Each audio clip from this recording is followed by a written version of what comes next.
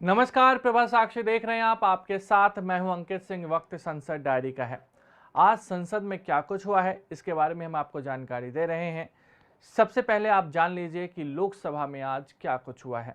किसानों के कर्ज माफ किए जाने के मुद्दे पर लोकसभा में मंगलवार को सत्ता पक्ष और विपक्ष के सदस्यों के बीच तीखी नोक-झोंक देखने को मिली, जिस पर लोकसभा अध्यक्ष ओम बिरला ने हस्तक्षेप करते हुए कहा कि किसान क्रेडिट कार्ड के तहत कर्ज को किसी सरकार ने माफ नहीं किया। सदन में प्रश्नकाल के दौरान एक सदस्य ने यह पूरक प्रश्न पूछा कि क्या किसान क्रेडिट कार्ड के तहत कर्ज माफ करने की सरकार की कोई योजना है। इसके जवाब में मत्स्य पालन, पशुपालन और डेयरी मंत्री पुरुषोत्तम रुपाला ने कहा कि कई दशकों से पहली बार हुआ है कि प्रधानमंत्री नरेंद्र मोदी ने मत्स्य पालन और डेयरी किसानों को किसान क्रेडिट कार्ड का लाभ पहुंचाया है। इससे पहले यह योजना सिर्फ खेती करने वाले किसानों तक सीमित थी।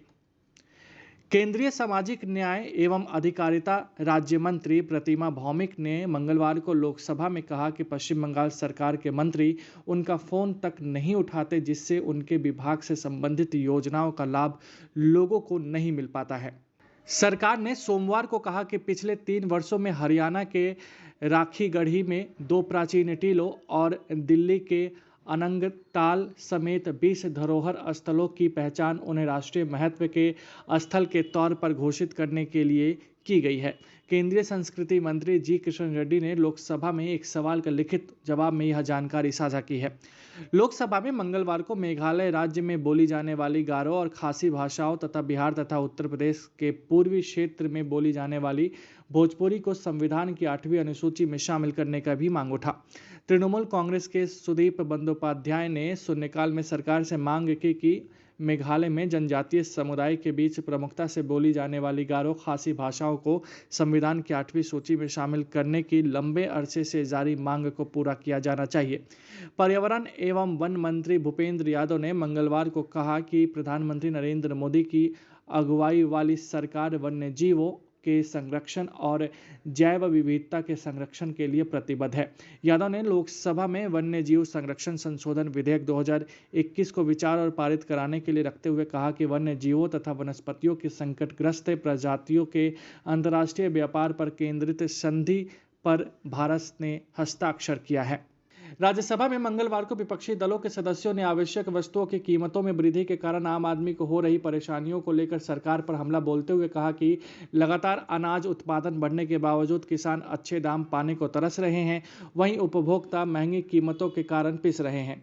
दूसरी ओर भारतीय जनता पार्टी के प्रकाश जावड़ेकर ने कहा कि सरकार एक और 1 किलोग्राम चावल 30 रुपये की दर से खरीदती है और उसे राज्यों को 3 रुपये प्रति किलोग्राम देती है। उन्होंने कहा कि ऐसे में यदि सरकार कर नहीं लगाएगी तो उसके पास इसके लिए धन कहां से आएगा। उन्होंने कहा कि लोग कमरे के भीतर कुछ और कहते हैं और प्रेस को देखते ही गब्बर सिंह टैक्स कहने लगते हैं। वित्त मंत्री निर्मला सीतारमण ने मंगलवार को राज्यसभा में कहा कि सरकार चीन की 3 मोबाइल फोन कंपनियों द्वारा कथित कर चोरी मामलों की जांच कर रही है और उन्हें इस संबंध में नोटिस जारी किए गए हैं। सीतारमण ने प्रश्नकाल के दौरान पूरक सवालों का जवाब देते हुए कहा कि 3 चीनी कंपनियों ओप्पो, वीवो इंडिया और शामी को नोटिस जारी किए गए हैं।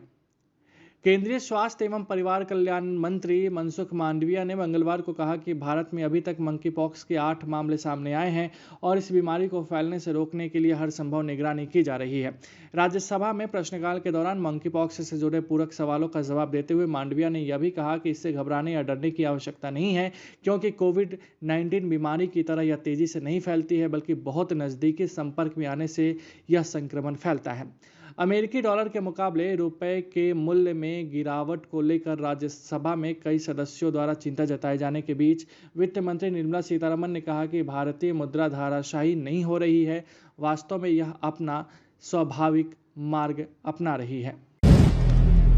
अगर आप भी लेना चाहते हैं देश दुनिया की तमाम जानकारी तो आज ही सब्सक्राइब करें हमारे चैनल को।